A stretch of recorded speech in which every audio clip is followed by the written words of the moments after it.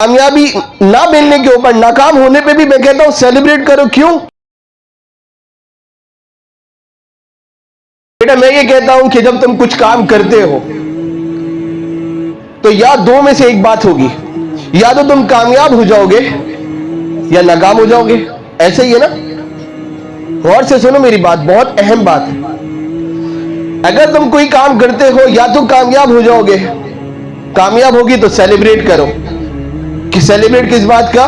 भाई सक्सेस मिल गया, और क्या चाहिए? सक्सेस कोई छोटी चीज थोड़ी है। और जब कामयाब तुम हो जाओ तो इसके बाद तुम्हारी मंजिल सिर्फ ये नहीं है कि उस कामयाबी पे रहेगा, बल्कि आगे बढ़ना है। क्या करना है आपने? आगे बढ़ना है, दूसरी मंजिल पर, तीसरी मंजिल पर। एक पहाड़ की चोटी सर करने के बाद कोई रुकता नहीं है, उससे ऊपर जाता है, उससे ऊपर जाता है। कामयाबी का भी एक अपना नशा है। जब वो नशा आ जाता है तो नशा ऐसी चीज है आदमी बार बार करने की कोशिश करता है।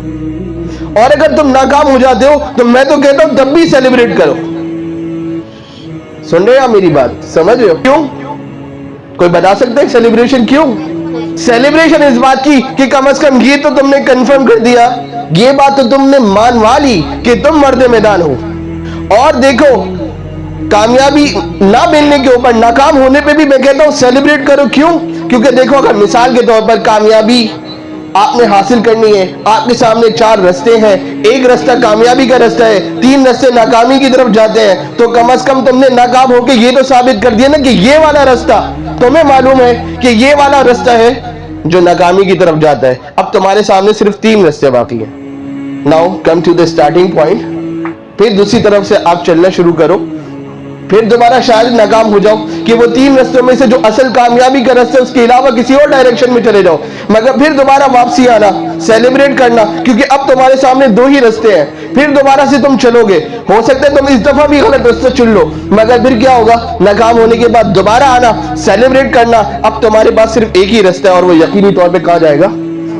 कामयाबी की तरफ। तो भाई मर्द मैदान होना भी बड़ी बात है। कहते हैं ना जनाब, गिरते हैं शहसवार ही मैदान जंग में। यानी जो शाहसवार यानी सबसे आला सवारी करता है ना, सबसे ऊंचे मनसब पे फाइज होता है। आप मैदान जंग के अंदर जो शाहसवार होते हैं यानी घुड़सवारों को कहा जाता है, कह रहे शाहसवार ही मैदान जंग में गिरते हैं। वो तिफिल क्या गिरे जो घुटनों के बल चले, वो बच्चा जो घुटनों के बल चलता हो, तिफिल बच्चा वो घुटनों के बल चलता, वो क्या गिरेगा?